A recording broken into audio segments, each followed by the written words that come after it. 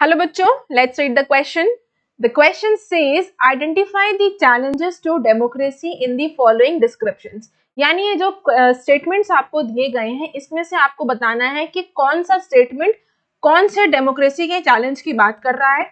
Also suggest policy या फिर institutional mechanism to deepen democracy in the given situations. और साथ ही आपको सजेशन देना है या कोई ऐसा इंस्टीट्यूशन मैकेनिज्म बताइए जिससे कि आप डेमोक्रेसी को और ज्यादा मजबूत कर सके जो नीचे दी हुई सिचुएशंस है इसमें.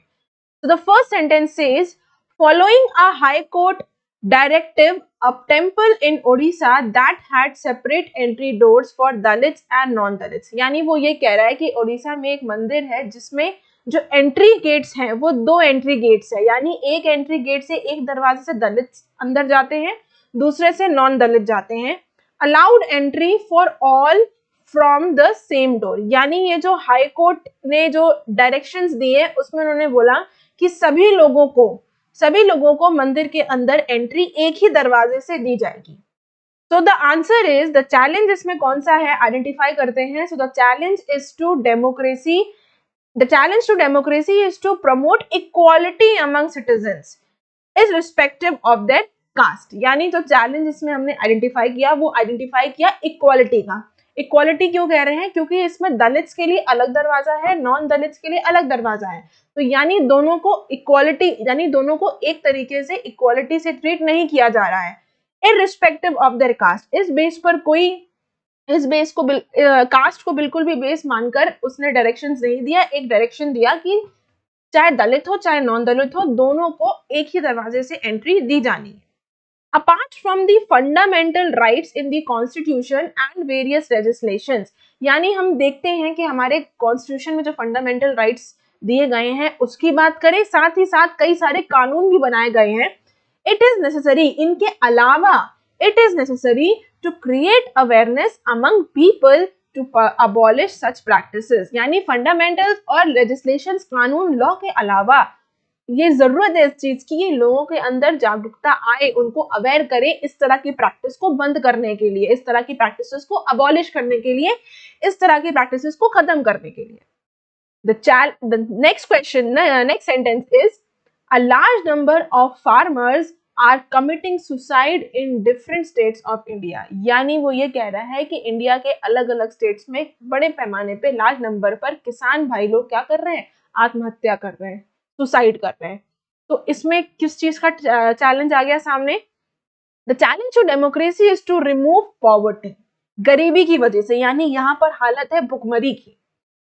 The challenge to democracy is to remove poverty particularly in the rural areas. यानी जो चैलेंज सामने आया डेमोक्रेसी के लिए वो आया गरीबी का, पॉवर्टी का, और खास तौर से ग्रामीण क्षेत्रों में, रूरल एरियाज में. In order to resolve this problem, और अब इस प्रॉब्लम को रिजॉल्व करने के लिए इसका सोल्यूशन क्या है? PDS system should be strengthened. PDS system क्या होता है? पीडीएस सिस्टम है पब्लिक डिस्ट्रीब्यूशन सिस्टम. यानी जो राशन कार्ड, राशन की दुकानें आप देखते हैं, ये है पीडीएस सिस्टम. तो इस सिस्टम को मजबूत करने की जरूरत है. Subsidize formal sector loan should be given. वो ये कह रहा है कि फॉर्मल सेक्टर से लोन देना चाहिए, that to subsidize formal sector loans.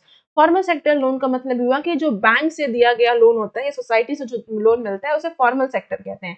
वेराज किसी मनी लेंडर से, रिलेटिव से, ये हो गया informal sector loan.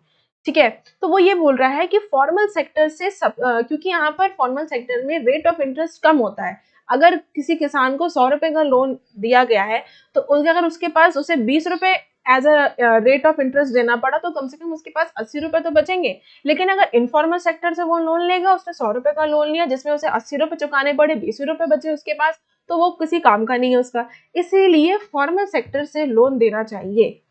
And poverty alleviation programme should be implemented effectively. और जो पॉवर्टी एलिवेशन प्रोग्राम्स चल रहे हैं, मनरेगा हो गया, अंत्योदय हो गया, अन्नपूर्णा योजना हो गई, इन सारे प्रोग्राम्स को और अच्छी तरीके से इम्प्लीमेंट करने की जरूरत है. चल रहे हैं, बहुत अच्छी बात है, और अच्छे से इम्प्लीमेंट करने की बस इसे जरूरत है. Third is, following allegation of killing 3 civilians in Ganwara in a fake encounter by Jammu Kashmir police, an inquiry has been ordered. वो ये कह रहा है कि जम्मू कश्मीर पुलिस के ऊपर ये इल्जाम लगाया गया है, आरोप लगाया गया है कि उन्होंने गंडवाड़ा में 3 सिविलियंस को मारा एक फेक एनकाउंटर में। इसके लिए एक इंक्वायरी के आदेश जारी कर दिए गए हैं। So the answer is the challenge to democracy. अब इसमें कौन से चैलेंज की बात आ रही है? Is to ensure the dignity and freedom of an individual, यानी हर एक इंसान की उसकी अपनी एक इज्जत है, एक डिग्निटी है, साथ ही साथ उसको फ्रीडम है, आजादी है। इन सच केसेस, इस तरह के केसेस में, इस तरह की सिचुएशंस में, and impartial inquiry should be conducted, यानी इस तरह की इंक्वायरी बैठानी चाहिए, इस तरह की इंक्वायरी करानी चाहिए जो कि इम्पार्शियल हो, किसी के फेवर में ना हो। And severe punishment should be given to those, और उन लोगों को कड़ी से कड़ी सजा देनी चाहिए found guilty in the incidents, जो लोग इस इंसिडेंट में गिल्टी पाए गए। I hope you understood the question as well as the answer. Best of luck.